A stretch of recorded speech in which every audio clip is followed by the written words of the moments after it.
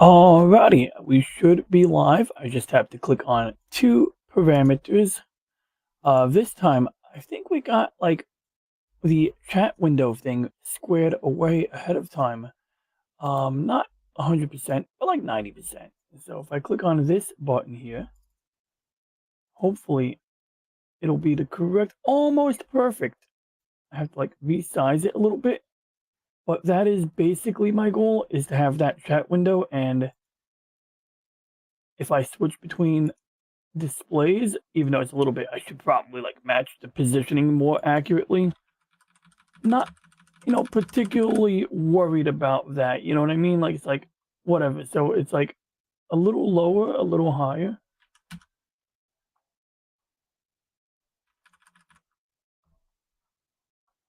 Maybe we can match up the positions, and next time I stream, I won't have to press any button to make that fit.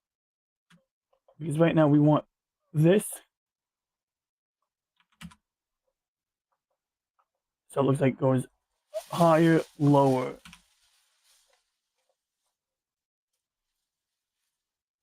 That's about perfect. And then I got to do one more time here. I believe these are all copied and pasted equivalents. Whoops, that's my turtle. 1, 2. Okay, it goes a little lower.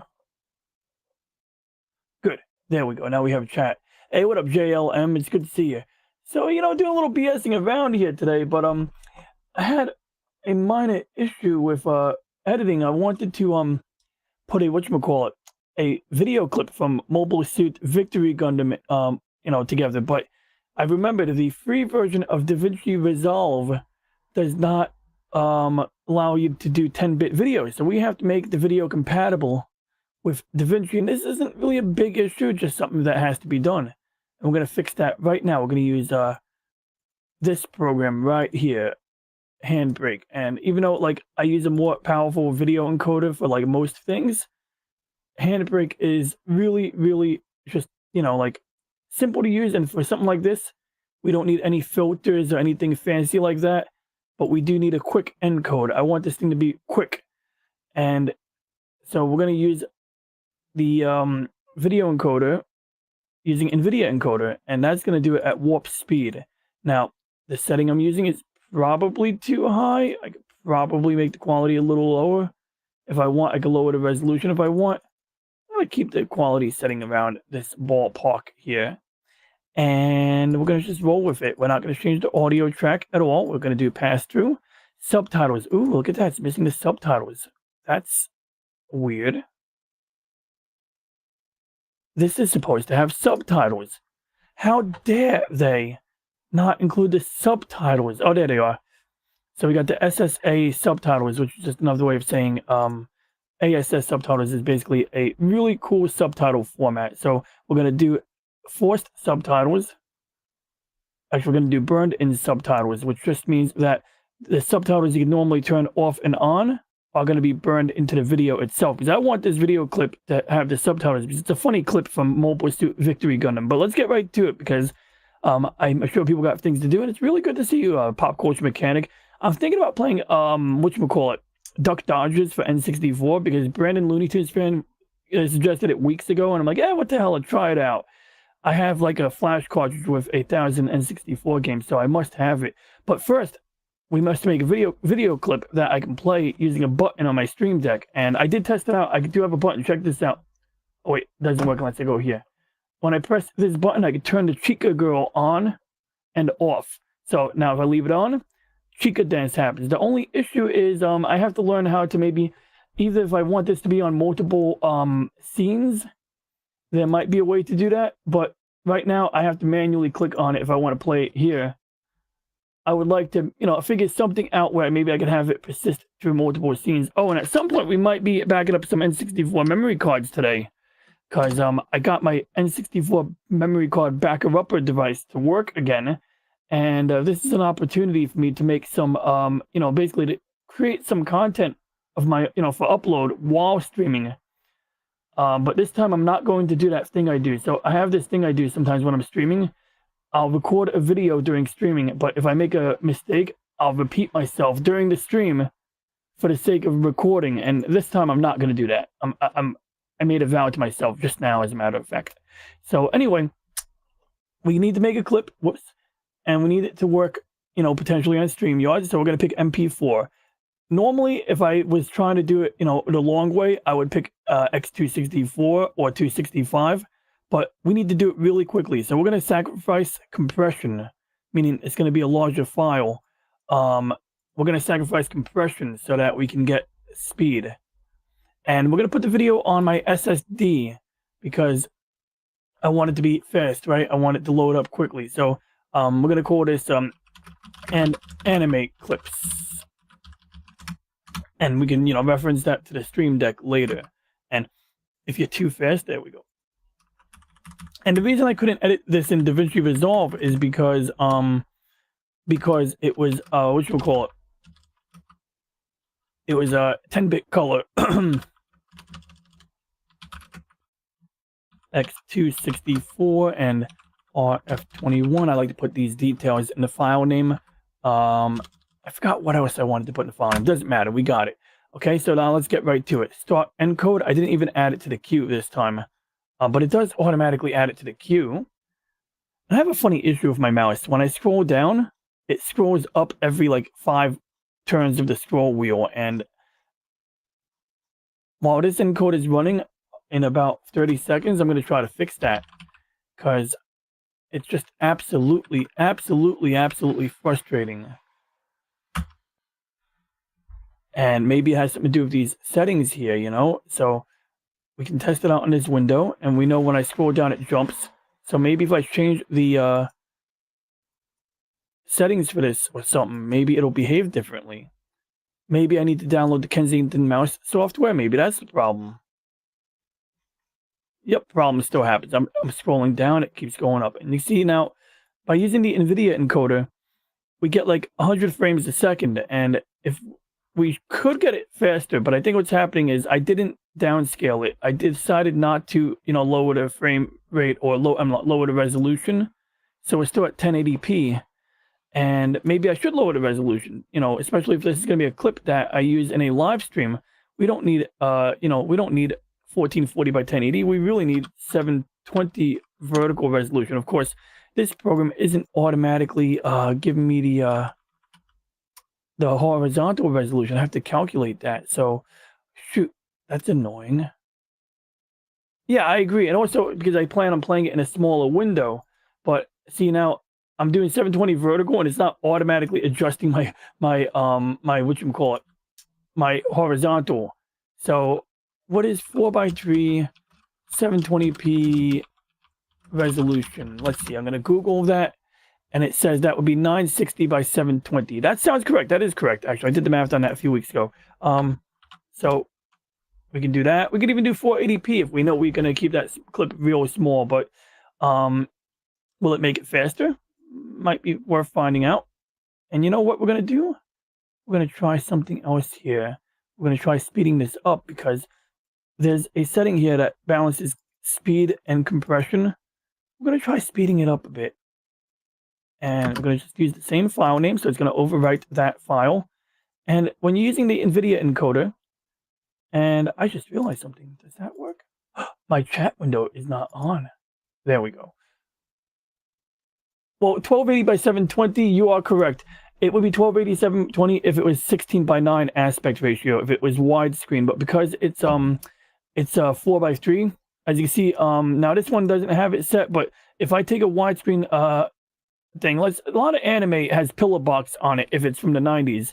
And so when you run into automatic cropping, it'll remove 240 pixels from either side to account for that pillar box. Ultimately, that brings you to 1440 by 1080 when you're in 1080p widescreen. I mean, when you go into 4:3 aspect ratio, but at 1080p.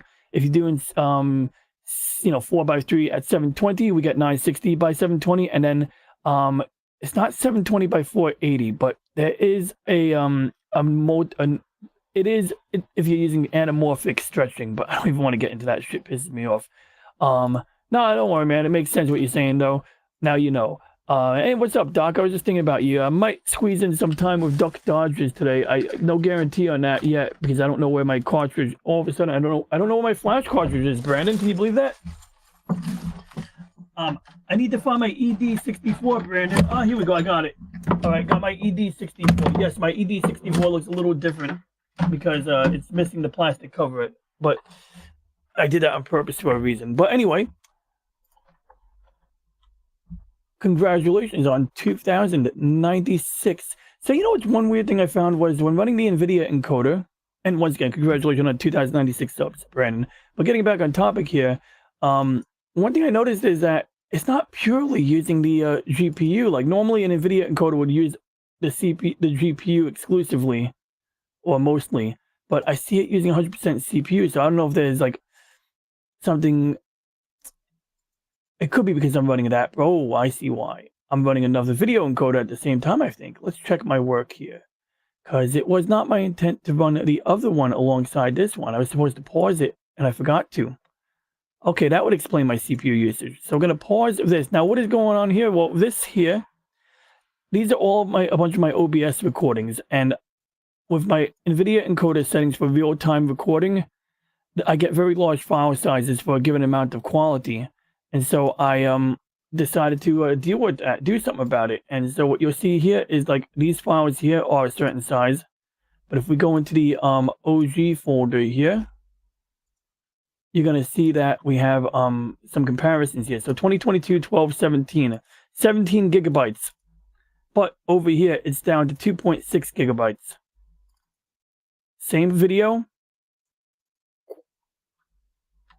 And, you know, I think this is me just reviewing some stuff, I guess. I don't remember. Oh, yeah, okay. This is actually from a live stream, so I don't need this recording, really, because it's already on the internet. But if I want to archive it, I'd rather it take up 2.1 gigs as opposed to 17 gigs. So right off the bat, I could free up 17 gigs of hard drive space. And pausing that video encoder did not... Wait, what? Yeah, no, okay, I guess it did. It still looks like my computer is doing a lot of work, but let's speed that up a little bit. Yeah, I feel like it should be like less, but I think that's why the Handbrake video encoder was being slugged behind a bit. But I really expected the NVIDIA encoder to use like more of this and less of this, and that is leaving me a little disappointed right now. But that's not super important to research right now. It's just something that I do want to account for because the purpose of using NVIDIA encoder, a hardware-based video encoder, is that you don't use the CPU. If it's going to use the CPU, I might as well use a normal video encoder because I'll get smaller files. But anyway, yeah, so that's what we do with this program. So unlike using Handbrake, this program is configured to take my OBS recordings and convert them to a software-based X265 codec. And usually I'll pick a quality setting between 18 and 20. The higher the number, the smaller the file and lower quality, but it's indistinguishable at these settings. And so bottom line is I have a 77 gig file. In fact, I don't have a 77 gig file anymore. I deleted it. Using this program, I was able to compress a 77 gig recording down to 11 gigs. So anyway, that's on the back burner, but I'm going to run that all night. Maybe I'll put my computer to sleep tonight, but I'm going to run it all day tomorrow when I'm at work. And I've done it with I got like a N64 recording of Hercules for N64. That's also been compressed down to like a fraction of its size. One interesting fact. The videos of me sitting like this, I have a lot of archival video or video that I intend on using in future projects where I'm sitting just like this. And when I run it to the video compression, I get a ridiculously high amount of compression. It's amazing. Like the file gets really tiny. But I have a video where I'm repairing a VCR. Yeah, that's right. And I think that's one of these files here.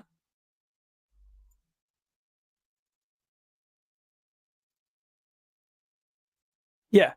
And this file came out much larger, like right here, 6 gigabytes. And look at that. Look at that. 1 hour video is 5 gigs. But I have an hour and 12-minute video that's only 2 gigs. And so you got these file sizes are all over the place. And these 3 files are definitely using the same settings. And yet this file is about more than double the size of a file that is 15 minutes shorter. And that's because this does not have a clean background, a clean, consistent background. You have a bunch of complex details. And throughout this video, I rotate the VCR, I'm changing scenes. And so essentially the way video compression works is it figures out the background doesn't change. And then it realized, okay, this is the only thing changing. So video compression can create keyframes, and basically it only has to update this area and this area on occasion, but generally there's a lot of details that don't change a whole lot.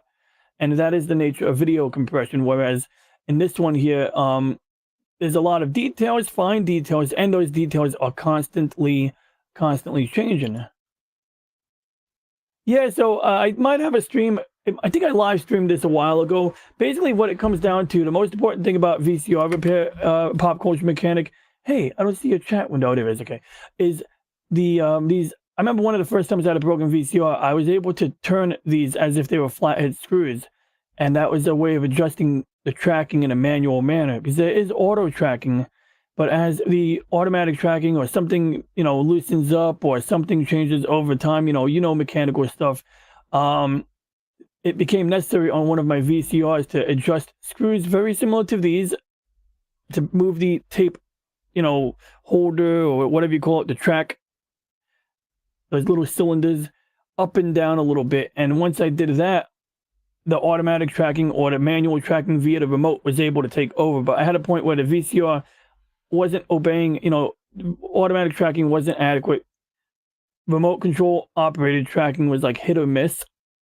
And it ultimately required me to, you know, do this. And it worked. I was surprised it actually worked. And I squeezed a bunch of years out of a VCR back when I was 18, when I couldn't really waste money on a VCR. So, you know, that was great. But do I need this file to take up 10 gigs? Yeah, the original file of that VCR repair, what's the file name? We'll check it out right now. Yeah.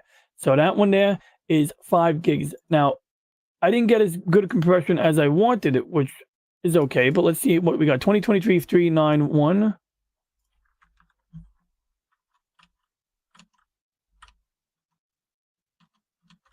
2023 309. We're gonna find this. It's definitely in the short list here. 230901. 0309. I'm mixing up my dates here. In fact, I can type the file name in. Why am I trying to look for it manually? Let's just search the file name right now. We can do a verbatim search. Put it in the top right corner. You know what I really miss? I miss the Windows XP search feature. Even though, yes, this search feature is technically supposed to do the same thing, I just don't like the way it feels operating it. You know what I mean? Like sometimes like you feel like it's not even going to respond. And other times like it like tries to search inside the document for data. And for some reason now it's acting all funny with me. Like that's probably because I need to reboot my computer after an update. But still, it's a matter of principle, man. I shouldn't have to like be beating up on a search feature like that. And at least with the Windows XP search, if you turned off the stupid dog, it worked. Like very straightforward. And this works okay. Like, okay, we found what we were looking for within a folder, but when I'm trying to search an entire drive letter, it's 18 gigs. So bottom line is we got it from 18 gigs down to 5 gigs. So that's still about like less than a third of this size, right? Like, so we're doing good here. Like I'll be able to free up a lot of space. My OBS recordings folder is currently just shy of 6 terabytes. So I keep up the work. I will be able to do what I need to do, you know? But let's get right to this now. I see this is done encoding. It took not very long. It took a few minutes, but just for reference, it took 5 minutes to re-encode an entire episode, which is pretty good. Because, you know, what do you call it? The video encoders sometimes take longer, but we saw it was taking a 30 frames per second video and handling it at like 125 frames a second. So we know it's faster than real time. So I don't know why there's a little arrow here. Oh, wow. It retained the chapters. DaVinci Resolve retained the chapters as part of that video. And we can see little markers here that represent chapter markers. Can I shrink this window for your sake? See, normally I'm in ultra widescreen, but I like you guys. So I'm going to put this in the middle like this. There we go. Now we can see the whole window. How does that Work it. All right. So now I just need a clip that was at the 6-minute mark. I forgot. 11 minutes maybe.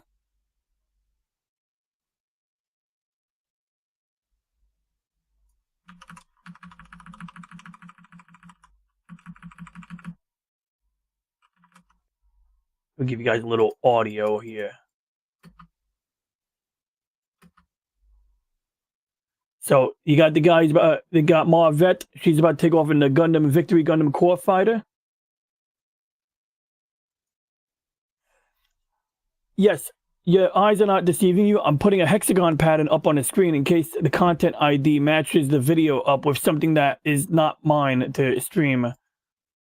Now, I haven't been monitoring Rumble, but I do want to give some love to the Rumble crowd.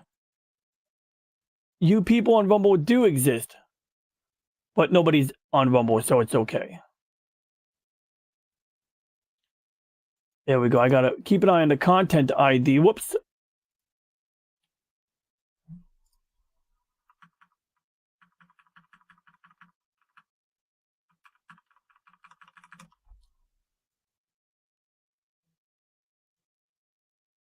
Got it. Good. I found the clip I'm looking for. So, some cool tricks in DaVinci Resolve. We're going to turn off this hexagon BS now. There we go. Got to make a toggle for that too. So we're going to press the letter Q to delete everything before this point in the line. And then I'm going to skip ahead. And I'm going to delete everything to the right like that.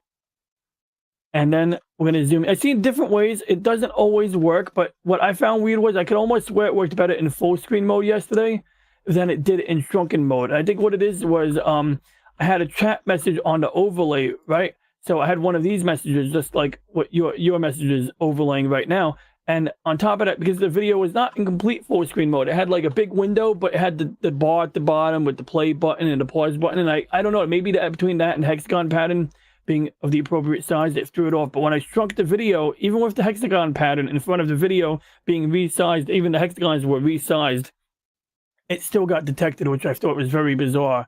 But yeah, that's what I've been working on. Audio sometimes doesn't trigger the content ID, but I've noticed that I've had times where I had it muted and the video, I played like Blu-ray copies of Sequest DSV, and that was coming up, and I was just playing short clips and stuff, and that was causing the problem. So that's why I started devising this, and I'm working on different ones, but right now the hexagons is the only one I currently have. And you know, some people would just do like a diamond pattern. I saw like a White Cloaks doing a diamond pattern, but I added some, you know, different layers of color with different, you know, just blending options to kind of just play around.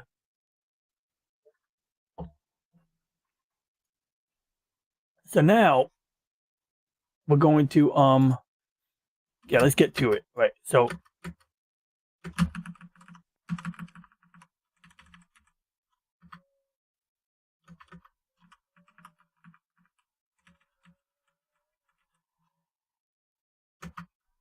see that dog? That dog, the baby, and the Harrow are basically the only people who don't die in this series. I'm kidding, a few more people live too, including the girl and the fighter. The old guy, he's old, so of course he dies, but it's okay, he died valiantly. So basically, who is the old guy? Well, he's a former, all these old guys are former workers of Anaheim Electronics, because Victory Gundam takes place like at the tail end of the Universal Century timeline, assuming you don't count G-Savior. And as a Canadian, you, Pop Culture Mechanic, might be aware of what G-Savior is. G-Savior is the live-action Canadian-made Gundam movie. It actually had some good CGI for the space colony. I don't know if I have a bootleg copy of that movie, or if I might have watched that movie on YouTube years ago.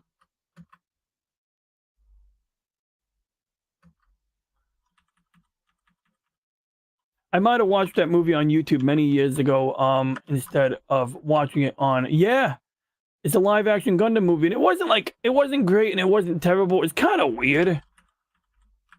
And it was like a Canadian movie. Now it had it took place like I think in the year UC 200. So like Victory Gundam is UC 150. This takes place a while later. By this point, the Earth Federation is long gone, but a lot of people didn't like the movie. And so there was like a, you know, a desire, right, to decanonize it. And they were like stubborn for a while. Bandai was like, no, we're going to keep it as canon. It's like, are you guys serious? I don't know, but I would check out Robo Jocks.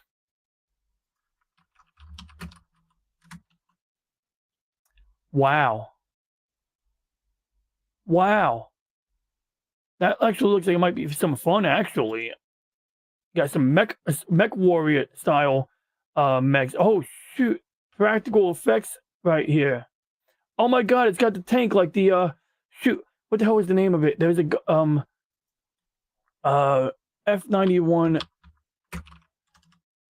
tank. I think it's like the F-54. Here it is. R-44. So I'm going to show you something cool. So this one, you can see tank tracks on the back of it, right?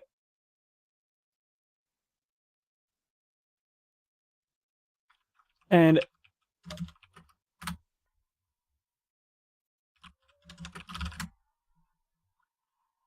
if we go here, we got the F-50D R-44 gun tank. For some reason, they only show over here the picture of it in the mech mode.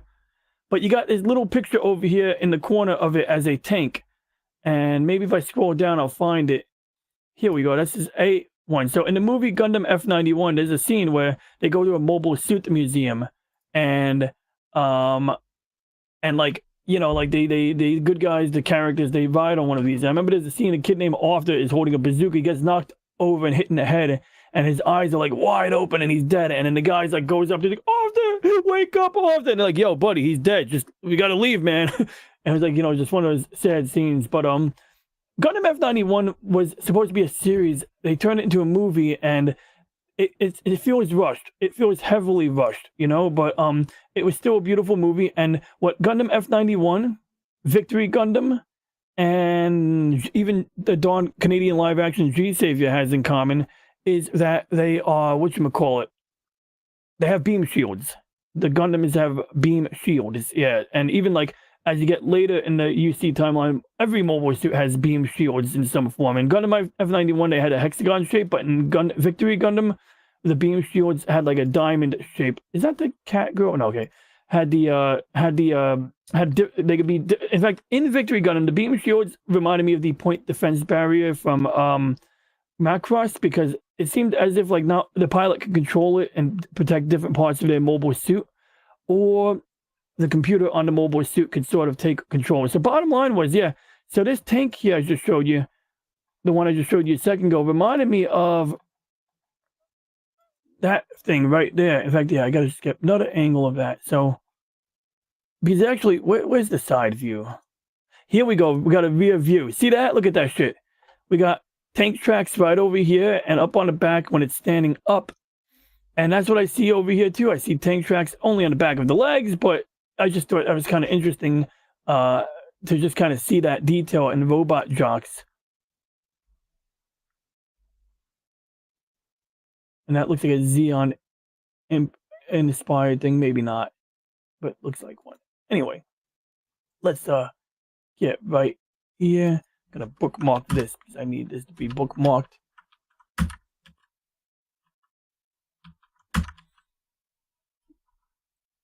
Oh, I got some messages on Reddit.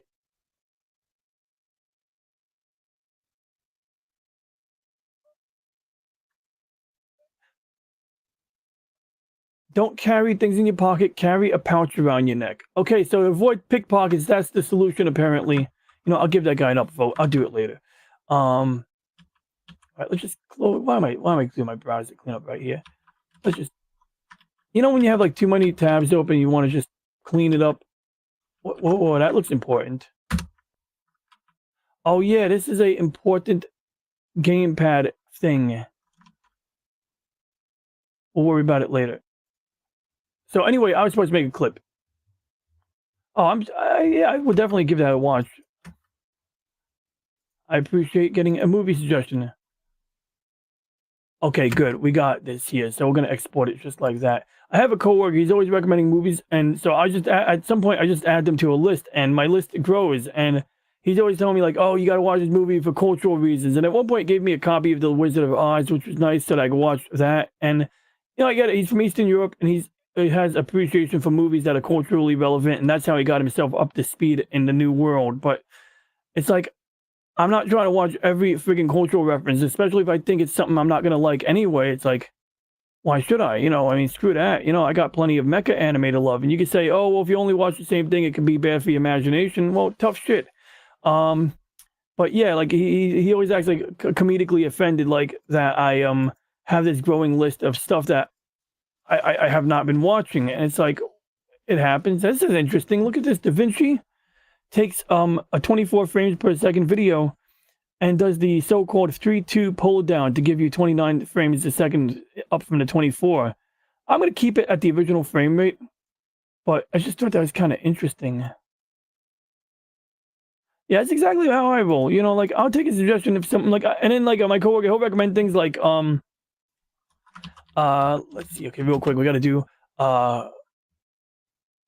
Gomez Marvet launch. Okay, there we go.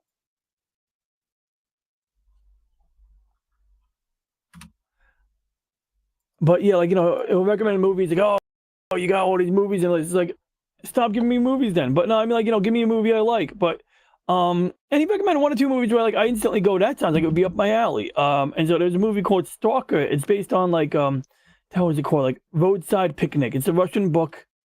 It's about like almost like we think aliens dumped a bunch of garbage on the planet, but their garbage is like advanced technology. Like they have this thing, it looks like a 2 metal plates that are magnetically like locked together. They're like magnetic. You can't push them together and you can't pull them apart. They're just perfectly spaced. And they find like these weird like things, or like you'll find a battery, but the battery lasts like 1,000 years. It's like an infinite battery. So you go into the zone and you collect these pieces of technology because they're heavily sought after, but it's illegal for you to go into the zone, so you don't want to get caught or shot going in or out. But if you can sneak in without dying from the dangers in the zone, you come back with some, you know, some coveted technologies and stuff. So, you know, it's like, okay, that was a cool concept. Yo, David Glenn, how you doing, man? Appreciate it. It was good seeing you yesterday in the Snow Dub live chat, and I'm inclined to agree. Yeah, I was just talking about how I agree when someone tries to push a movie, they're like, oh, you gotta watch this. So another example was my coworker was recommending I watch, the heck was that called? You know, the one about the, of course, I sound like Joe Biden right now. What's that shit called? It was like, it looked like anime. See, now I'm doing it. He said it, my coworker described it as looking like anime. It was like a fighting show. I can't believe it. Paul of the Star Wars guys reviewed it. It was a cartoon on Netflix. It was the League of Legends cartoon, yeah. Well, whatever the name of the League of Legends cartoon was. So my friend recommends this to me. He goes, oh, I think you like this. You should watch it. It's like anime. And I'm like, eventually I tried to explain to him like that, like, you know, you recommend things that I like, and you did. He successfully recommended something that I thought I didn't like, but that it sounded cool enough that I gave it a chance. And I told him, hey, I actually really like this thing you recommended to me. But like now he mentions the League of Legends cartoon, and I'm like, I don't know. I think he's going by superficial stuff. It's like, you know, if you want to know what I like, you got to look at some mecha anime. You got to look at some good military sci-fi, you know? And that would be it. So let's test out this clip now. We're going to put it in, we'll put it in video mode. Why not? And, let's see. So yeah, I got a funny clip from Mobile Suit Victory Gundam. And do we have audio? You have audio. I don't have audio. So Marvet's taking off in the core fighter, and you got the old guy on the back of his truck. One of the things I love about Victory Gundam was how it takes place on the back of, like, for the first like 8 episodes, it takes place on the back of a truck, also known as a camion. It's like a convoy of trucks. And you got Gomez or Romero. I always mix up the characters' names. I mean, there's 2 guys with the name Romero and Gomez on this. And he's a former Anaheim electronics engineer. You know, they would, you know, engineers for a company that built mobile suits. And Marvet has to take off in the core fighter to repel the enemy. So we go and we hit play.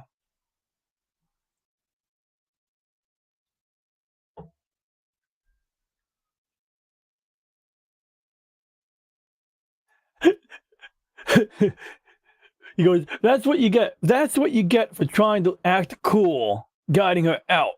You know, he's like trying to be all like looking all cool and shit. And then he gets knocked over by the thing, and Otis, who happens to be a pastor or a former reverend or something, Otis is basically like, yeah, see, that's what you get. So I thought that was really funny. And that is the Victory Gundam Core Fighter. So anyway, yeah, so we just made a clip that, remember, this clip didn't work in DaVinci originally because unless you buy the paid version of DaVinci Resolve, any video clip done in 10-bit color will not work in the free version. You can add it to the timeline like I just did. You can add it to the bin, but watch when I put it in timeline. Whoops, that's the wrong clip. Where is the video clip? Did I drag and drop it wrong? Oh, I did. Wrong clip. Where are my manners? This is it. So there we go. Now the clip is in there. You're thinking, oh great, I'm going to take this cartoon and add it. But any video that is in 10-bit color, as far as I'm aware, will not work because this is the free version of DaVinci Resolve. So you either need to have a bootleg or a paid version. I wouldn't mind paying for it. You get 2 licenses for $300. I currently have a bootleg on my server, but I don't really use it because, like, you know, I don't know what features or glitches or bugs might be left behind in an old version. But that is why we took that video and we opened it up in Handbrake, and we told Handbrake, re-encode it into something that is not 10-bit. And we could do H.264 would probably give you optimal compression and compatibility. But if you do H.264 NVIDIA encoder, it'll do it much more quickly. Usually, except for some reason it seemed to not use as much GPU power as I'd like it to use. But that being besides the point, you get the idea. So we got that. We'll put that back aside right now. And let's see, maybe we play a game. Because I did what I wanted to do there. I bought my Blu-ray version of Legend of the Galactic Heroes. I did get a workflow for adding subtitles to it, but I'm not going to go over that today. Also, I don't want to go over it today because that's definitely something good for a dedicated video. And yeah, like there was some progress there that was really good. Also, I don't know if you guys see my 9/11 slideshow, but I did a 9/11 slideshow recently. Hey, that's playing automatically. Let's get that off there. So it's a previous upload. Oh my god, I already deleted the file. Well, good thing I uploaded this video, huh? If I didn't upload this video already, all of these cuts here are missing the original data. That's absolutely hilarious that I already deleted it. But that's okay because the video has been uploaded, and you know what? That's an opportunity to delete the DaVinci project, maybe. I have this other project I'm working on here, and I'll show you that in a moment. But let's double check real quick. I'm gonna go to my YouTube channel. Like Coco Chanel. Oh yeah, and there's an anime series I'm gonna check out soon. It's something called Dougrim something. See, like Dougrim episode 1, and it's called The Fang of the Sun Dougrim, and it's there's like a channel that has every episode in a playlist. See all 75 episodes right here, and it's the ugliest animation. It's like basically like a geopolitical anime drama, and I just remembered it just now, so I do want to mention it. It does have mechs, but I don't know if the mechs are that good. I think one thing is they are small. They're sort of like Pat Labors. So I just wanted to bring that up out of nowhere. But what is more important right now, I want to show you real briefly the 9/11 presentation I did. So I keep forgetting I have to send this to a lady I met on Zach's channel. She was doing a video last week, and she was disputing how a plane could hit the towers because, like, the issue was there was a video of a bird rammed into the front nose of an airplane, and when it did that, it left a dent in the nose, like it crushed the nose of the plane flat. And so her assertion was like, you know, this is evidence that how could a plane go to a building if a bird could do that much damage to the nose of a plane, of an airliner? And basically my argument, friendly argument, not arguing per se, was I did a slideshow, check it out, but mainly like for the nose of the plane. The nose of a plane, like if you ever see a fighter jet, it usually has like fiberglass on it, right? Like it's not metal sometimes. Like they have to put a radar dish underneath the nose of an F-15 Eagle. So you'll have a nose made out of a composite or fiberglass material, which might as well be plastic. And so the radar can exit, and of course, return signals can come back into that nose, but the nose is there for aerodynamics, of course. On an airliner, apparently it could be like sheet metal in a dome shape. It could be all kinds of things. But in this particular video, you got the nose of the plane. It's like dented in and crushed flat. But one thing I noticed is it's not completely crushed. Like the instrument panel in the cockpit is right behind that nose. So it can't go past there. So my guess is that that plane is made out of a solid aluminum frame or whatever they make the airplane out of. But the nose did not need to be a strong material. Most of the time it's dealing with aerodynamic forces. So the nose did not need to be strong. And on the rare occasion that a bird smacks directly into the nose and dents it in, which clearly doesn't happen often, it's not catastrophic. The plane maybe loses some fuel economy, but it can land. It can get repaired, you know? And so now if I was a plane crashing into a building, on the other hand, yeah, the nose gets dented in at the first point of impact. But so what? You got the rest of the airplane. You got the rest of the frame. You got like, you know, things being pulled down, you know, and I don't think it has to be perfect. How can a 2x4 go through a concrete wall at, it's all about speed. Yeah, it's true. It's speed plus energy. And once again, like I do want to point out, like the nose of the plane itself wouldn't withstand that, but the nose doesn't need to withstand impact. The rest of the plane is perfectly capable of doing that. And, you know, certainly aluminum girders and struts probably will do that quite well, especially at speed, like you're saying. And, you know, it's not the most solid construction either, but yeah, you know, definitely there's things that it takes a lot of force. We have a diagonal, because there are some people that want to say it wasn't an airliner.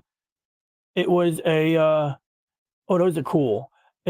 Some people want to say it's not an airplane, it was a hologram, which, okay, categorically, no offense, kind of, well, not insane, but like if you have enough knowledge to know why it wouldn't work, then you're insane to believe that it's holograms. But other people would say that the plane didn't look like the right color, and they assume it was a military plane. Now, if the plane's flying low and fast enough, maybe you don't get a good look at it, and the person's own eyes misinterpret it. Maybe the sun is behind the plane, and, you know, it's sort of like, you know, camera exposure.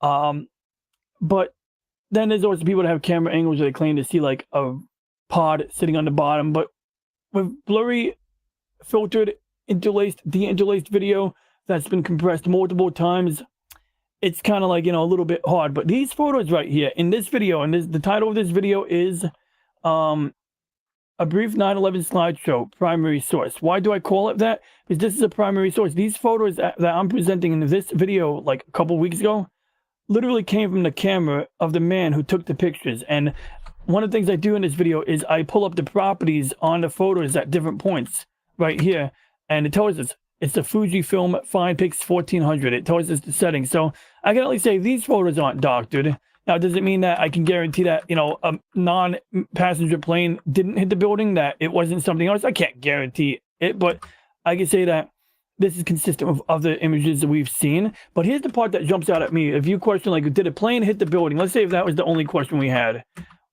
This is the coolest part of this presentation. So see this right here? That is most likely part of a jet engine. It's still steaming too, right? But if we look back here, it gets even cooler. And that was 9:07 a.m., I think. Right over here. So once again, like, that is the jet engine inside. Now, I had a coworker, they argued that that's an air conditioning unit. They were like, you know, it could be an air conditioning unit, they said, or they think it was. But I was like, nah, man, like, that's a jet engine. Like, you know, if you anybody who's worked on a turbine before, and I haven't, but I've seen people work on turbines in videos, you're going to have, like, you know, your air intake blades on the front. Then you're going to have your various compressor blades behind it, and they're either made out of space-age ceramic or some fancy metal. And essentially, we're looking at the core of the jet engine. You don't need to see the rest of the jet engine. Of course, parts are going to get compressed together. You can see it's heavily dented in. But yeah, we're looking at the core. The rest of the jet engine would be an enclosure. Here we go. So you can see these blades wouldn't have a chance flying through a building. Basically, the plane could get stuck in the building and the jet engine could get ejected off the plane. And the hardest, most densest parts of the engine can make their way tumbling through the building, shooting through it, and popping out the other side, bouncing onto a Murray Street. I think it's Murray Street. Let's see if we can get a street corner. Ah, damn it. It's blocked.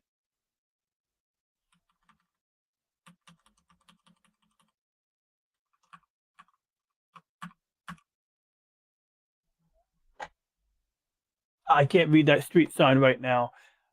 Bummer. I hope I showed the street sign. That's kind of really important for, like, you know, I might have to repeat that stream now, because I want people to see the street sign. That's super important for, like, historical record, you know what I mean? Like, I'm not here to F around here. I'm not here to argue blindly. I just want to give people some, you know, real historical data to work with, you know what I mean? Like, so anyway, let's get back to that picture with the pictures on top of it, because that was, in my opinion, very important.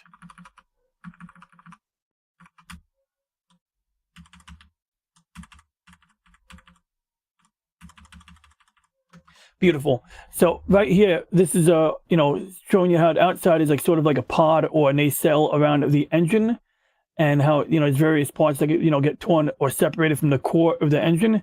And then we see another picture here. We can see how, like, if I had to guess, I'd say this dome piece here with the hole in it is this part in the back in the image right here. I don't even know where the front is or where the back is, to be honest. I'm assuming this is the front. Yeah. So that compressed part looks like it's consistent with the shape we're seeing here. And then as we work our way in front of it, this is relatively, you know, soft and hollow, you know, here. So that would get crushed. And it looks like there's a lot of layers of material, ripped material that might be strong on the, you know, circular axis, but on the radial axis, but maybe not strong on the vertical axis. So they got crushed together.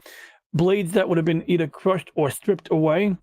An entire, like a spinning pinion thing, or maybe multiple cylinders within each other for counter-rotating mechanisms that are, you know, very hard pipes. And, you know, some of these materials have to handle a lot of heat and pressure. So anyway, bottom line is that, yeah, I'm pretty sure that's a jet engine right there. But of course, someone could still make a case that it's not the type of jet engine or something like that. Now, I should warn you, if you watch that video, I do put a viewer discretion warning in the middle of the video where you see somebody's possible blood and guts on the ground, like literally somebody jumped off.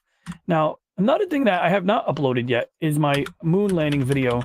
Title of the video is Moon Hoax Lunar Excursion Module 1. Now, of course, this is an anti-moon hoax video as opposed to a video purporting that it was a hoax. You know, I'm a believer. No, I'm kidding. But it's still before my haircut, and I did this on a Sunday, but I think the material in here should be fine. And basically, I'm just talking about different things like why there's no blast crater, or, you know, evidence that the thing was landing horizontally before it touched down.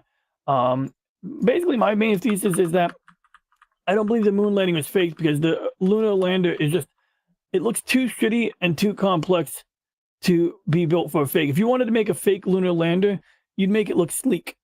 But this thing looks like it was put together in someone's garage with garbage. And that's because everything here was built to keep the weight down. It was built for a specific purpose, you know, to meet certain requirements, and it didn't need to be aerodynamic. People would say, oh, how could this thing travel 250,000 miles, 300,000 miles, and not be aerodynamic? And it's like, well, it left the atmosphere inside of a nose cone, in fact, I have that picture in here somewhere. I mean, I don't think I included the picture yet, but I have pictures of, in fact, did I include it? I should have included it. I'll have to, well, whatever. I'm not editing this video right now. I just want to show you that. But I have pictures that are supposed to go with this presentation that show the launch vehicle and show the fairing that is designed for covering the lunar lander, because it doesn't get exposed to atmosphere on its way out. The lunar lander doesn't even leave the inside of its enclosure until it's well into space. That is basically my point. This is the Apollo 16 blast crater, because most of the lunar landings, they fired the engine before it got to the landing spot, because it was mostly going horizontally, and they were using the thrusters to slow down the descent. But once the descent speed was reduced enough, they usually didn't have to fire the thrusters. But in Apollo 16, they had to fire the thrusters up to the last, like, second, and that's why you have a visible blast crater. Of course, I was arguing with someone who then counted, oh, maybe that's what they say. Maybe NASA just says that as an excuse. But I don't know. I'm just going to go along with the simpler explanation in this case. Oh, this is a great picture right here. So another thing I did in this presentation that is getting uploaded at some point is show you the lunar lander when it's, you know, missing all of that Mylar film. And basically, you can see it's like got what looks like aerospace grade aluminum being ribbed or corrugated, mostly ribbed, and essentially this would imbue some structural support. But most importantly, I would direct your attention to the triangular window at the top. That was like basically figured out by some guy in Long Island, I think, working for like Grumman, Northrop Grumman. Basically, the original plan was to have this big window, but the big window was going to be like this big curved window pointing downward. It was going to weigh 200 pounds. And basically, some guy figured out overnight, hey, we just need a triangular window on an angle, like a faceted angle, and that would be enough to give good field of view for landing the craft. So you have one on either side, so you have the pilot and the assistant pilot maybe assisting in, viewing the ground. But yeah, that did the trick. That was sufficient to get visibility, and it cut down the weight of the lander a lot, which would help, meet mission requirements, such as bringing back samplers, right? We want to bring back moon rocks. Here's the lunar lander inside the cone right here. So during launch, we obviously do need to protect it from the atmosphere, but what's exposed is the command module. The capsule gets exposed to atmosphere. I think it might even have a cover on top of it, actually. But even then, like the outside of the what do you call it, service module is completely exposed. The service module is basically where it had an engine attached to the service module, but for the most part, the service module was like batteries, oxygen, hydrogen. It basically contained the fuel and the gas and the electricity supply for the mission. And, essentially that service module was married to the entire craft for the duration of the mission until landing. And you can see, like, the guy who would sit in the command module would be orbiting the moon inside of that thing, and then they would redock it with the docking probe. In fact, I think I even covered that in this video that's yet to be uploaded. I go and I play back a video showing how they install the docking probe, because that docking probe is not installed. So this is a mock-up.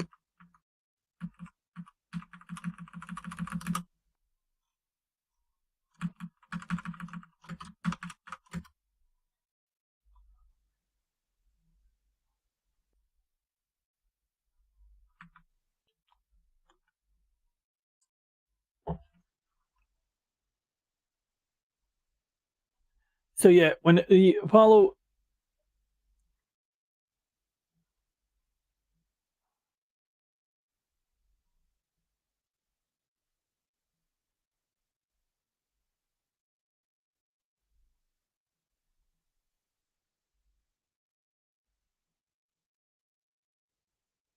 All right, man, I'll catch you later. You have a good day, Pop Culture Mechanic.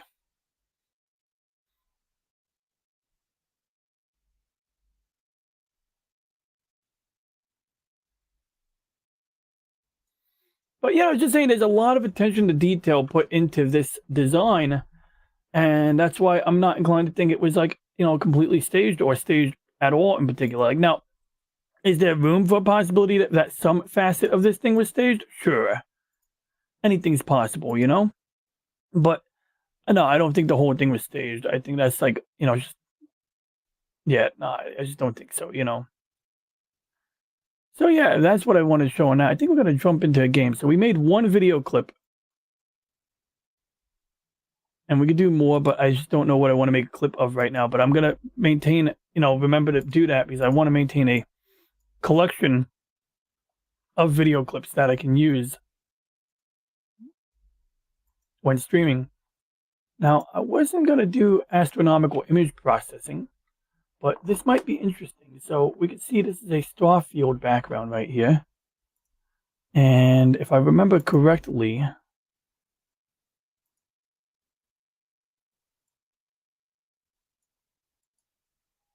yep, that is the Pac-Man Nebula. So we're going to try to stretch it on the histogram. So what we like to do is we make adjustments to get as much contrast as possible. And so what I'm trying to do is like widen the whoops, got to be really careful when doing that. That's where it gets a little tricky here. We're going to reset the settings.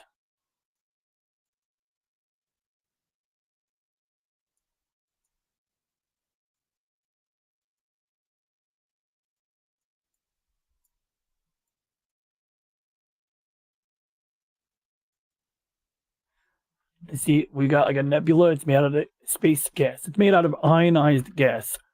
And we captured this on my telescope, taking like 20 or 40 separate pictures in order to get the contrast. In fact, it says this was a total of 5-minute exposures, 23 5-minute exposures. It took an hour and 55 minutes to capture the raw data to have enough data to generate this level of detail.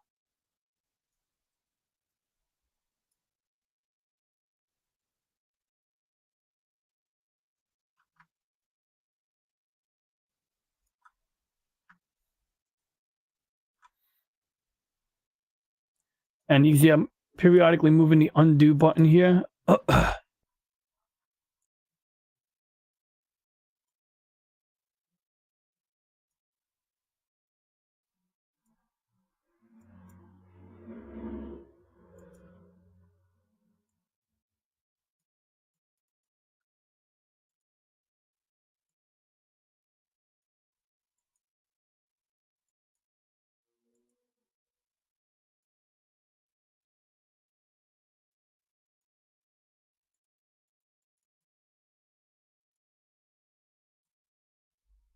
I'm going to try a different function. We do like a logarithmic.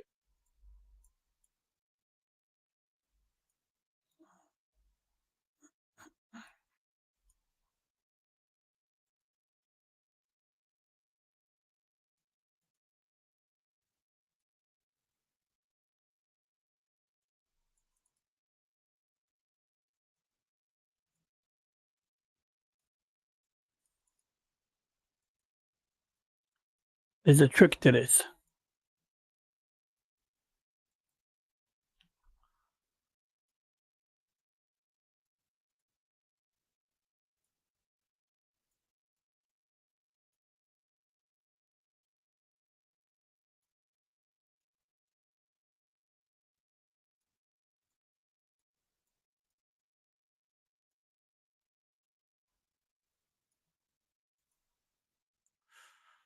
I had better success with this yesterday.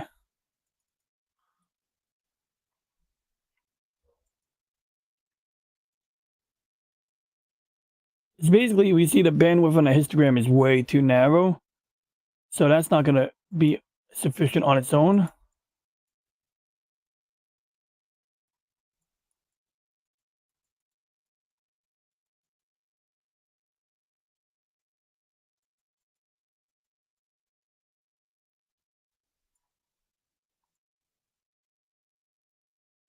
I'm going to try something different.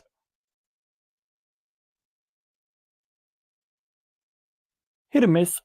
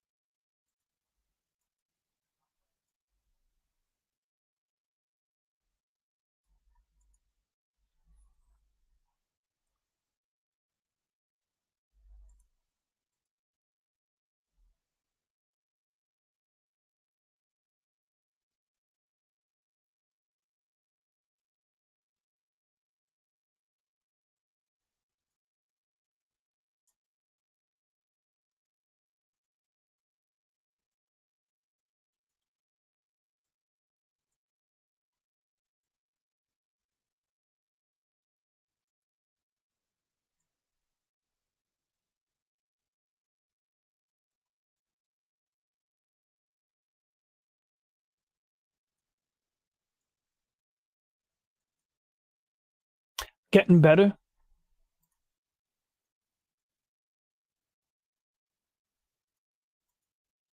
See what we're trying to go for here? Now, we want to try to eliminate extraneous brightness from the back if we can. But we want to try to do it carefully.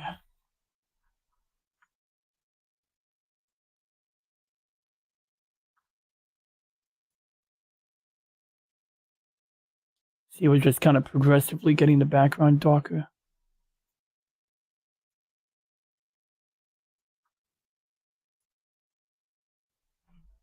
And that might be fine. That more or less looks like Pac-Man. My phone is ringing. If you would excuse me for a moment.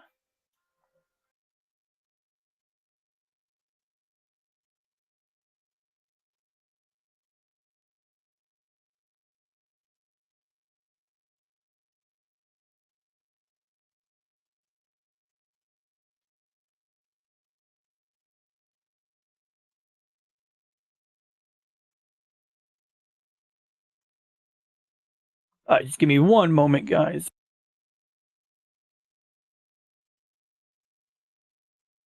Just give me one moment. Oh, look at that. You're looking at the menu too. Give me a moment.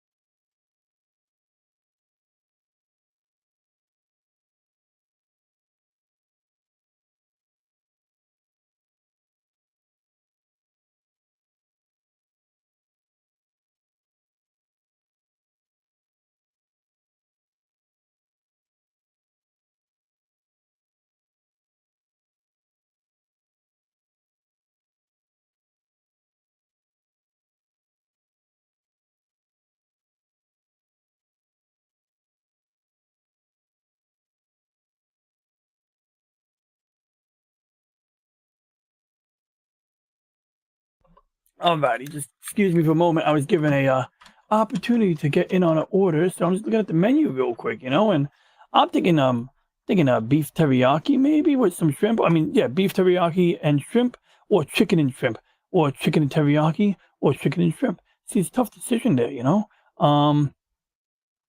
I've tried the it's pretty good, the eel teriyaki. It's not even listed here. These guys, they don't sell chicken tempura anymore. And I mean, chicken tempura is just fried chicken anyway, but I mean, it'd be nice if they had that. A place where the food has flavor. Well, I guess that was one upside of being in the New York area. Like, I hear there's places in this country where you can't even get pasta with sauce, like in Goodfellas, when Ray Liotta got some pasta with ketchup on it. That's just madness. Pasta with ketchup? Are you nuts? Like, that's just, yeah. I can't even wrap my head around that. But yeah, this is a local sushi joint. They're pretty good, and I'm just making a note. So I think I'm gonna do the beef and shrimp, because beef is good for testosterone, and I'll get that with extra beef, because why not? And if I was gonna get some sushi rolls, boiled meat and potatoes, that could be interesting sometimes. In fact, like, if I wanted to make some healthy stews, like buy some, what you want to call it, buy some like squashes and like throw them into the boiling pot, like in a Bugs Bunny cartoon when they cook Bugs Bunny, and the hunter is like, he's like putting Bugs Bunny in a boiling pot, and he's like, oh, it's like a hot tub, and he's like throwing potatoes in along with Bugs Bunny. Rabbit stew. They do have a shrimp tempura roll, but I wouldn't really call that like a sushi roll, because the shrimp has to be cooked. You know what I mean? Like, but it is something. But it's usually good, like spicy salmon or any type of salmon, like an Alaska roll. Alaska roll is like smoked salmon, basically. And then I got a sweet potato roll, but that's not really sushi. Once you get a sweet potato roll, avocado roll, that's really not, barbecue eel roll is cool, but the problem with barbecue eel roll is what you call it? The tuna. I think the eel gets a little hard after a few days. There we go. I got my notes taken, and I'm trying to think if we want to get. I want to get any other roll with that, like a spicy tuna roll. See, I already picked tuna avocado roll, so it'd be really redundant to get a spicy tuna roll. Maybe shrimp tempura roll after all, even though that violates the rules of what is sushi. And I think I'm about to fire up so I can keep astronomy processing going, or pull up Call of Duty Infinite Warfare. But, I'll get my ass handed to me in that game anyway. Actually, I'm playing single player mode because that's how I play games. I prefer single player games. You know what? I'm gonna shoot a text because I think this dude's on the phone right now. So we'll do beef and shrimp and shrimp teriyaki with extra beef. Alaska roll, tuna avocado roll. See, avocado is not normally. Maybe a shrimp roll too. There we go. I got everything I wanted. I'm gonna just verify the order.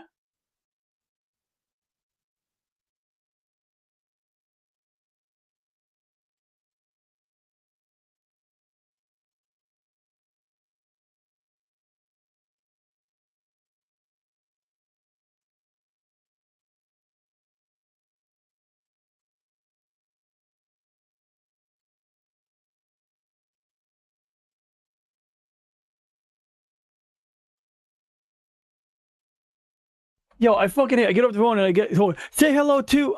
I'm like, say hello to what? I just hung up. I'll be right back. I gotta figure out. I don't want to be rude.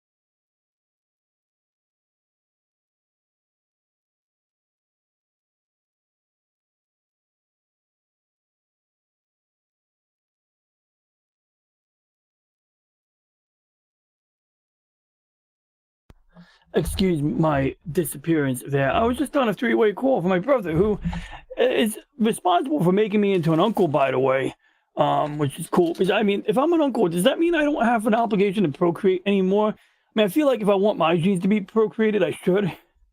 But anyway, that's a different topic. So I did get this in the mail finally. So these are different grit sandpapers for, you know, Gundam modeling. And that's not a priority right now, but I'm glad I have these because I didn't have the anything above 5,000. So now I have 5,000, 7,000 grit sandpaper. And I have a few types in between. So this is good stuff. So let's try to get this astronomical thing here. So we want to, now, is it perfect? I think it could be better, but I'm afraid to, like, you know, chase perfection and mess it up. So how do we get this picture? We had to, like, take a dozen black pictures on a black background.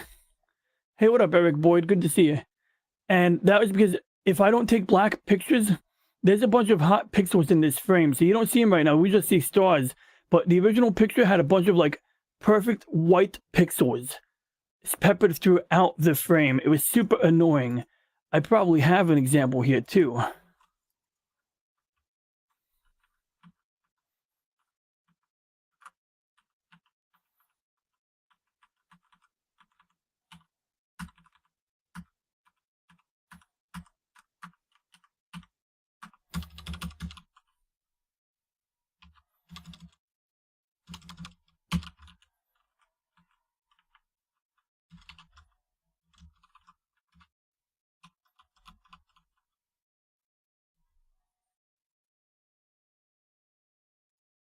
Gotta find a particular folder. Here we go, found it.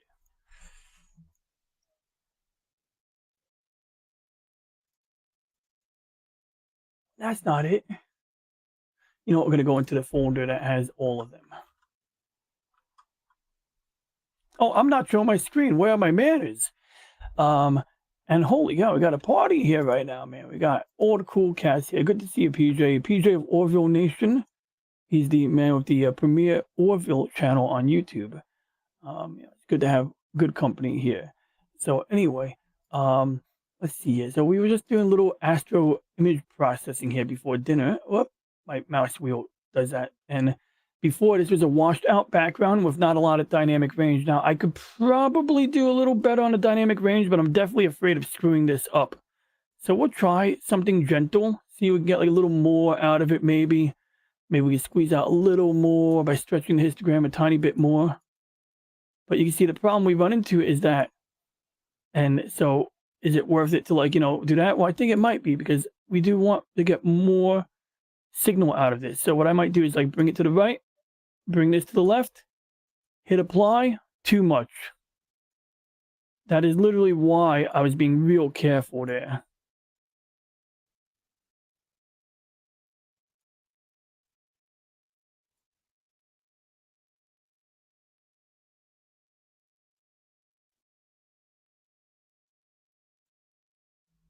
Good. We got a darker background. We got a pretty okay nebula with some detail there.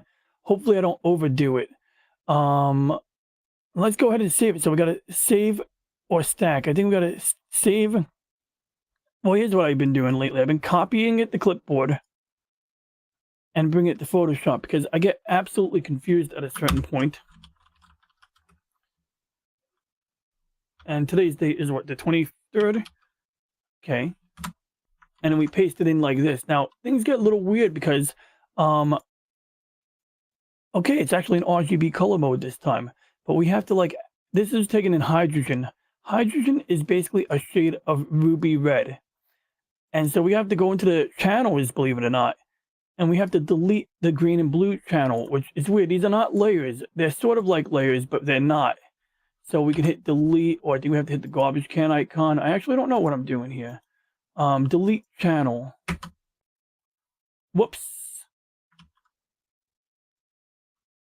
Why did it do that? Why does it only show me cyan? Okay, let's try this backwards here. Delete channel, yes. Wait, that was better. Delete, yes. Keep magenta. There we go. So now we only have a magenta channel. I don't know if I did that correctly. I might not have done that correctly.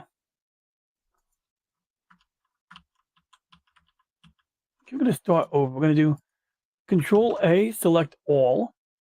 We're going to duplicate the layer for good measure. And we're going to try it again. We're going to do delete green and blue. And for some reason it leaves cyan behind. Now the question is, boy, I'm absolutely confused right now. I should probably reread the tutorial on that. Well, I did do it correctly on the other image. So if we go back to the other image here, we'll see that I was successful in deleting the item from these two channels, but without, oh, I remember how I did it. Yes, now I remember. So very weird about Photoshop. I got you guys. So we're going to have all the channels selected, right? And we're going to say Pac-Man HA for hydrogen alpha, which is a ruby red color. And we're going to go back to the channels panel. And we're going to highlight only the green and blue channel. And we're going to go back to the layer. I'm going to say, okay, select all.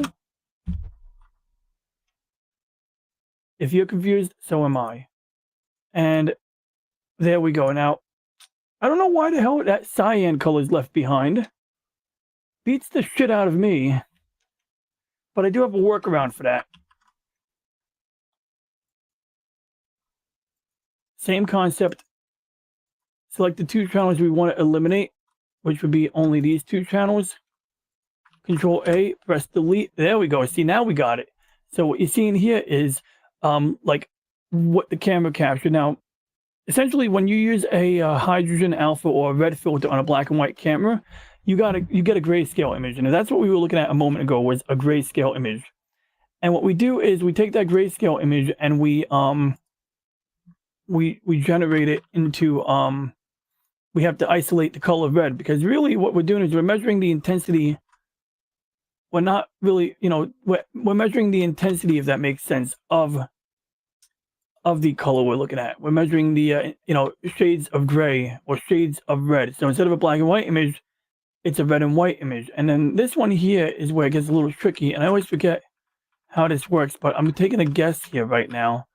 I want to say there's like a star mask I can apply.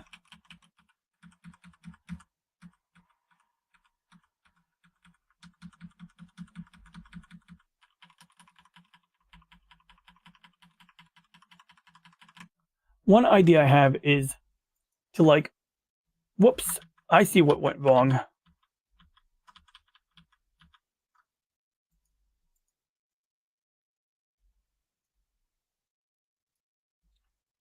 Okay, I got an idea now. Okay, so we got to go back here to the star mask. Now, why can't I copy and paste the star mask? Because Photoshop hates me. No, I'm kidding. The reason I can't do that is because I was supposed to do some shit up here.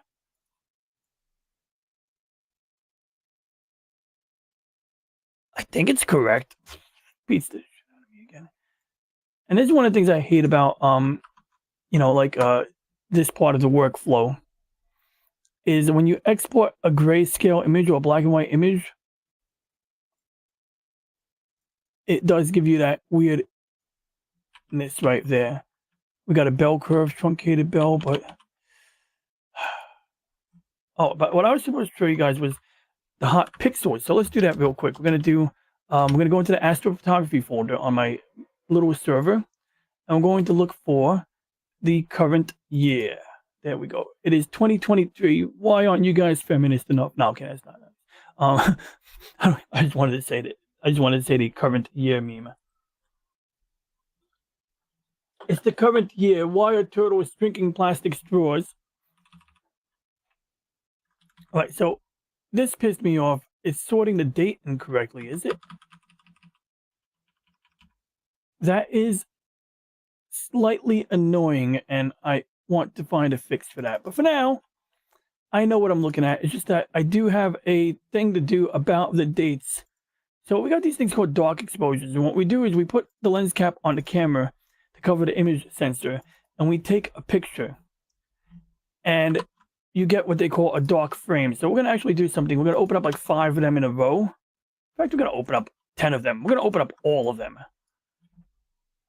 And this is part of the image processing, because what I showed you just now was the result of long exposures. Basically, I took like 23 5-minute exposures and I stacked them, and that is how we were able to get more detail. The original image was gray and you could barely see the nebula. Then when you start adjusting the histogram and the levels and all that, that's when we start seeing not just detail, we see like different shades of detail. You see like all these little gaps here in the nebula. And sometimes you'll see dust clouds in front of the nebula, depending on what target you're looking at.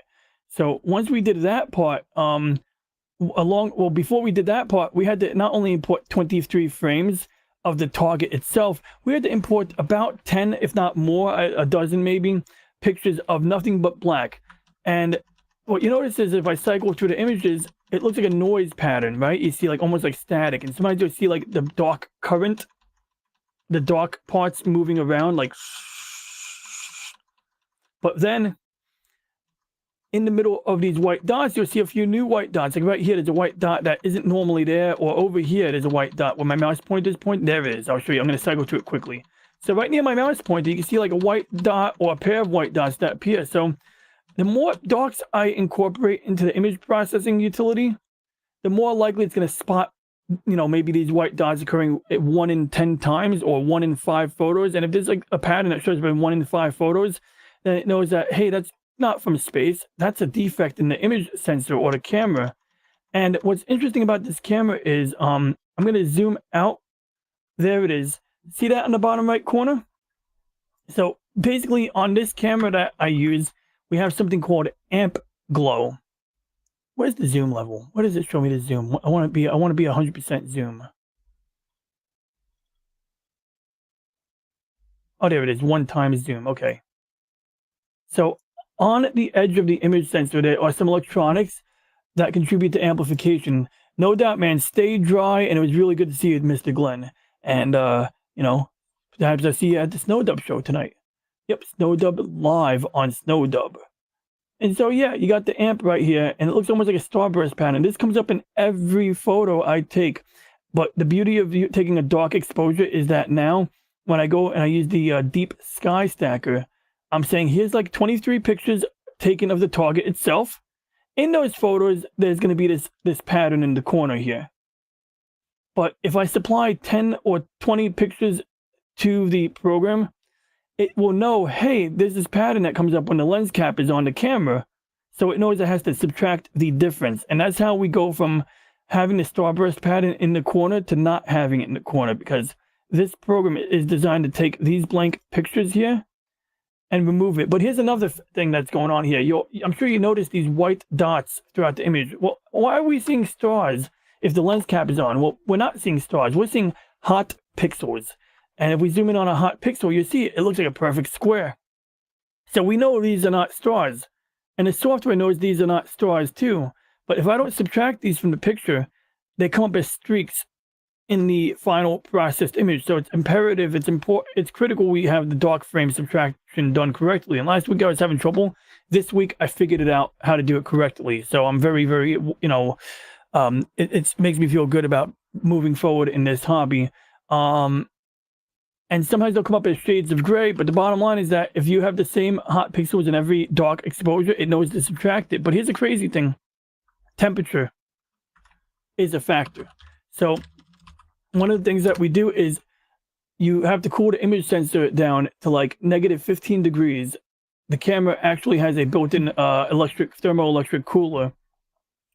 And that's because image sensors, like if you ever do astrophotography on a regular SLR, some people would tell you that don't do it in the summertime because the heat from the camera will actually like create noise. And so what we do is we have a setting over here in the camera software, and we basically tell the software, I want my image sensor to be -15 degrees Celsius, let's say.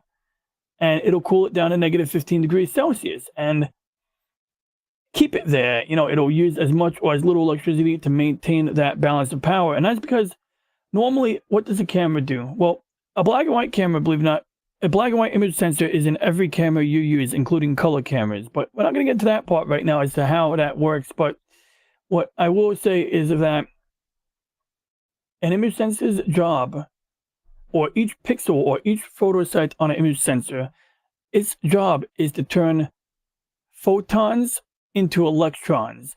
And so if you have more photons hitting the photo site at a given time, it sends out more voltage to the electronics. The electronics detect more photons. It's saying, okay, we got to measure shades. So essentially, the camera on a basic level can measure shades of gray, 0 being black, 255 being white. Whatever is between 0 and 255, you know, in the middle, that would be gray. And if you put a red filter in front of the image sensor before doing that, now you, instead of doing black and white, you're doing red and black. You know, instead of black and white, it'd be, instead of black and white, it'd be black and red. Or red and blue would be black and blue. Or black and green. And if it's a bright blue, it comes up as white. But when you filter it into blue, well, you see, you can make the software present it correctly. And essentially, we take red, green, and blue images, we stack them on top of each other after doing the initial stacking. You don't really stack them, you combine the colors, and that's how you get regular color. In this case, we only use a hydrogen filter, which is actually, if you have like the red, green, and blue on the EM spectrum, and this is the color red, hydrogen alpha is that. It's like, instead of this thing, this is all red. Okay, so red, green, blue. We're looking at red, zoom in on the color red, and hydrogen alpha lives in a 3 or 8 nanometer wide area in the middle, sort of like tuning a radio dial. And when I took that picture of the nebula, of the Pac-Man nebula, I basically was blocking out all of the light pollution, all of the street lights. If there was a moon glowing into the sky, which there wasn't that night, I'd be blocking out some of the moonlight. And that allows us to, you know, take longer exposures without washing out the background. But the thing is that, remember, an image sensor turns heat into electrons. And the problem is that those electrons now come up as hot pixels, just like we have some hot pixels that are not related to heat. Absolutely. Some of these are just natural defects. But other hot pixels are occasional ones due to heat. And the hotter the camera is, you can see this on any digital camera. When the camera is warm and it has to take a picture without the flash, you'll often see like old digital photos, especially where you're in the house and it's warm. You'll see like a distinct noise pattern.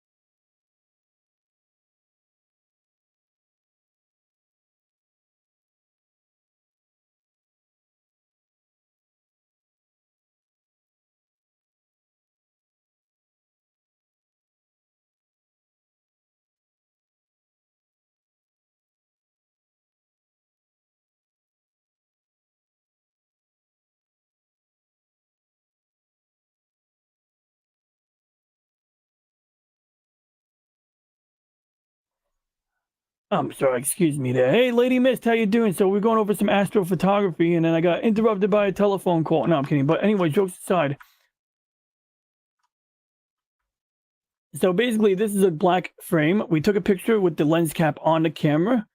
And we do that because when we take a picture of something on a telescope, if we didn't do that, those white pixels are not stars. These are actually hot pixels. So we have to subtract this amplification glow. There's an amplifier that glows on the image sensor. We need to subtract that from the actual image. So these are actual stars here. Notice the real star has like almost like a cross shape. Whoops. See that? It's like a cross shape with shades of gray in the corner. These pixels, on the other hand, are the result of just sensor defects, basically. And so the good news is that 99% of the time you get the same hot pixels across every frame. So we just have to take like 10 or 20 pictures like this and then combine them with the picture that you just saw. And we're able to subtract the difference. Oh, that's cool. I appreciate that. Yeah, right. Oh, yeah, you've been here. Look at that. We're gonna look. We do a pop quiz. Were you here 10 minutes ago? Yes, you were. Yeah, those are hot pixels. Oh, now I get what you're saying. Yeah, those are hot pixels there.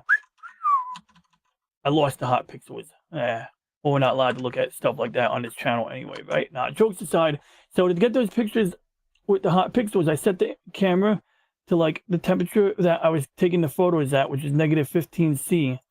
And we're actually going to do another round of darks right now. What I do is I have a way of doing darks. What I like to do is I like to like take 10 at a time. So if the software screws up on me, I don't have to like I don't have to worry about like bullshit. So I mean, what I mean is like, so what if the camera gets too hot? In fact, right now it looks like the camera is getting too hot. It's at 221, 223. That means that under the cover, the outdoor cover that my telescope is in, it's going to struggle to maintain negative 15 degrees in a few minutes. So what we're going to do is we're going to bring it to negative 10. Because we know that it'll probably more accurately maintain that temperature for at least long enough to get 10 pictures in.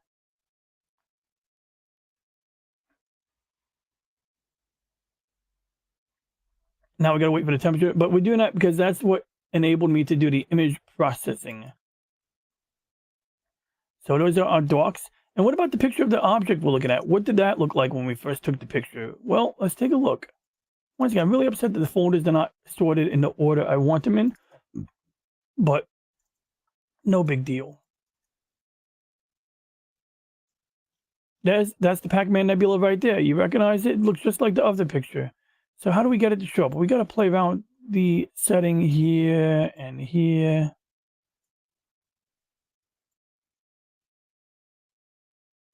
You get the idea. And so, of course, you get a lot of grainy noise in here. Now, the good news is that the graininess is different from image to image. So by stacking it, we can get a smoother, cleaner image and like, you know, see more, you know, dynamic range, more contrast.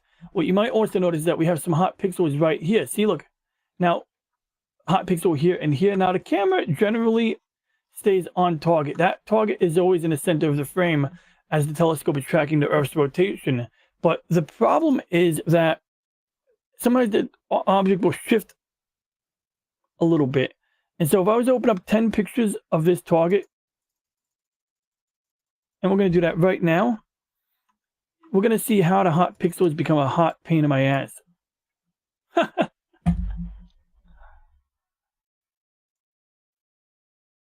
I'm going to be wrapping up for dinner soon, so I guess I won't be playing Call of Duty, but that's all right.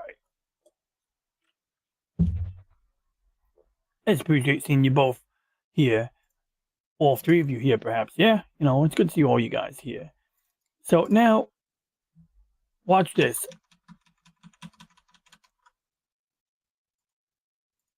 We got all my homies here right now. Yeah, there's always time on my day off. And look at that, one of the random hot pixels popped up right here. So that, I don't know if the rest of the hot pixels count as hot pixels or just sensor defects. I call them hot pixels, but there's occasionally ones that pop up as a blip. So the software might not always succeed in subtracting them. In fact, that might not be a pixel. That might be a, once in a while you're going to find a satellite or a meteorite appear in the image. So that does happen. But what I want you guys to notice is how when I cycle through the images, notice how this star is moving down here, and everything like the nebula, the galaxy is moving. But while these stars are moving, or look at these three stars here, 1, 2, 3. In fact, no, I'm sorry, these are hot pixels.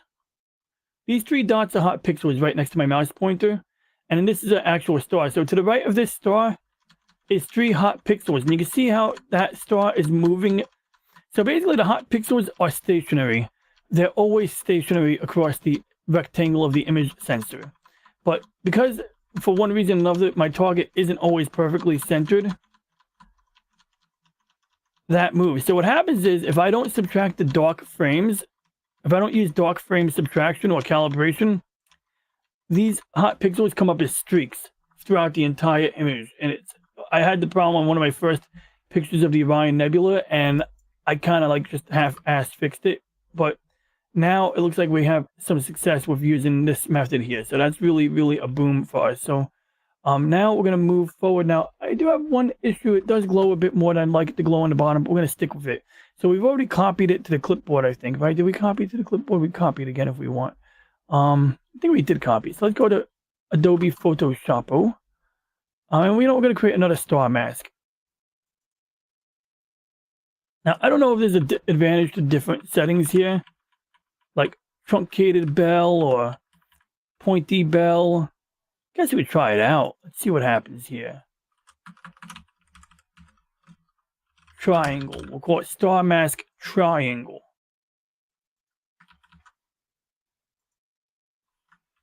And see, it's actually calculating. It's going through the different images to like kind of cycle through it all.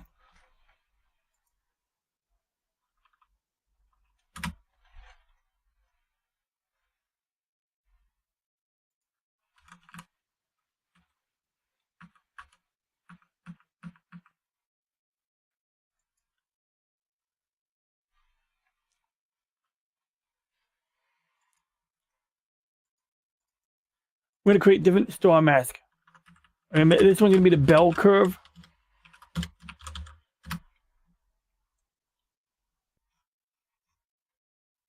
That's the bell curve, as in Mr. Belding from Saved by the Bell. No, I'm kidding. You know, I wanted to play Duck Dodgers. At some point, I'm actually going to do that. Brandon Looney Tunes fan suggested that I play Duck Dodgers, and I should have it on this cartridge. So I said I would play it eventually. Okay, so we got our other star mask. Now let's check it out. Yeah, so look at that. It does do it a little differently right there. But mostly that nebula in the middle is absent. So I think we're fine with the current star mask. The real issue for me is whoops, wrong program. Where's my Photoshop?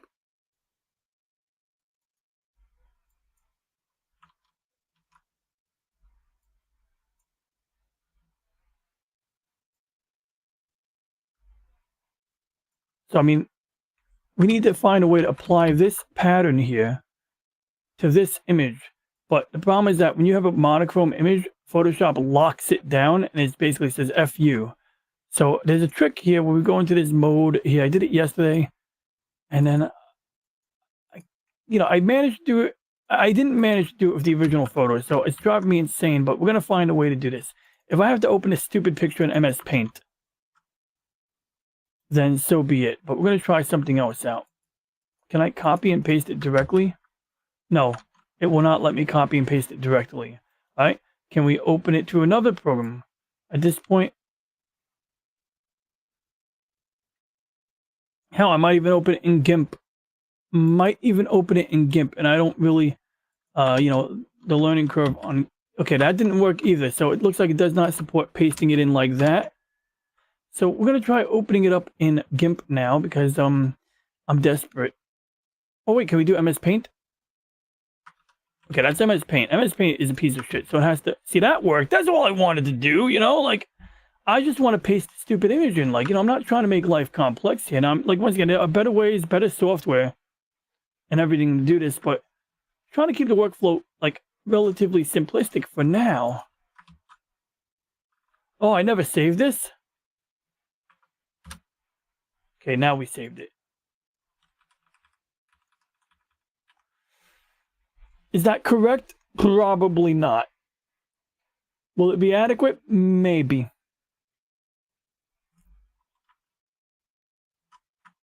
And what sometimes people will do is they'll do some Photoshop to the actual objects, now.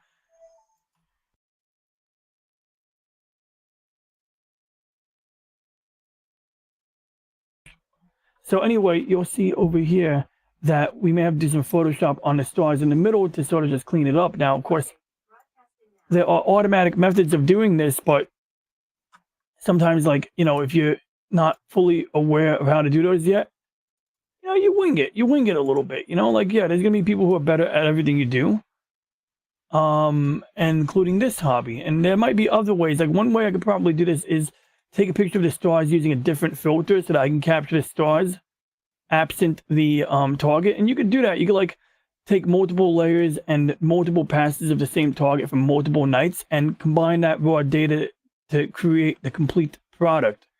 And in this case, I merely used a screen mask. I don't know if that's really the best way to do it, but we're going to try a different method now. We're going to do star screen, we're going to call it. So that's one.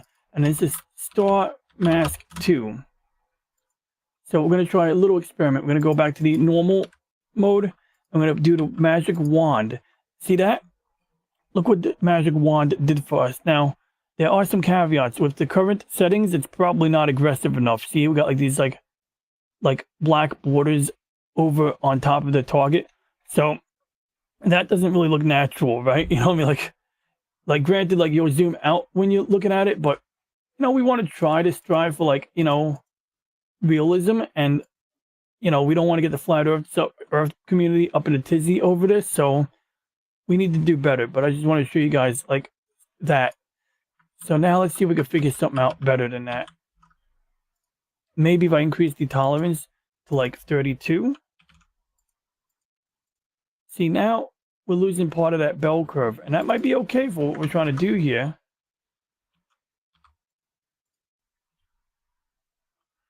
We can alternatively invert the mask, but what I'm actually trying to do is delete the black part.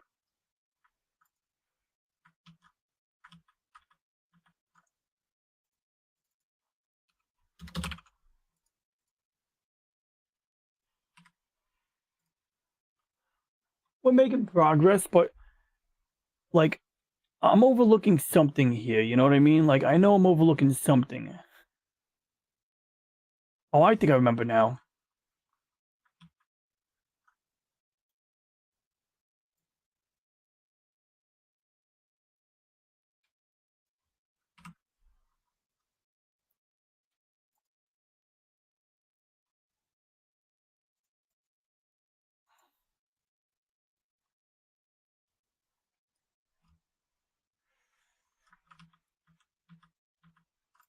All right, I have an idea.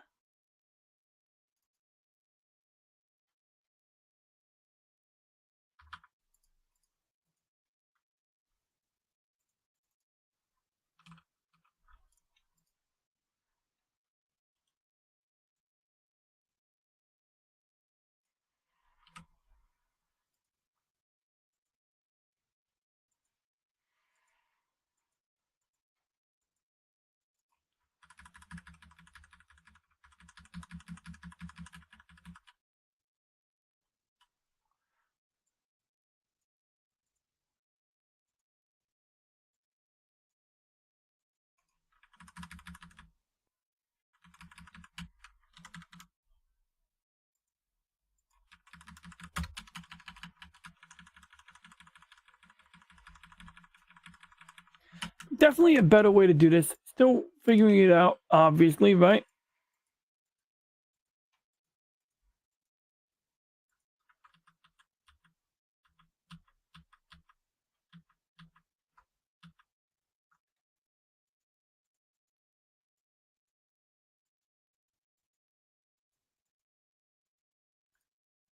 So I got my work cut out for me, but you get the idea.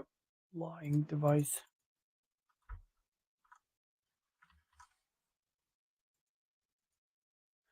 So we got to keep working on that, but you get the idea. So yeah, still figuring this out, but you know, see a little bit of a snippet of the workflow and why most people probably don't want to get into this hobby, because you know it's like just certain things that make it a pain in the butt. But anyway, I'm gonna go eat dinner. So I want to thank you, Lady Mist, and for Orville Nation, for my friend, you know, Eric, Glenn, David Glenn. You know, all of you guys. It was really nice to see you guys, and hope you guys have a great evening. And I'm going to conclude this now. So once again, for anybody watching on the replay, please like and subscribe. If you have any questions, comments, or ideas, please leave a comment. And for now,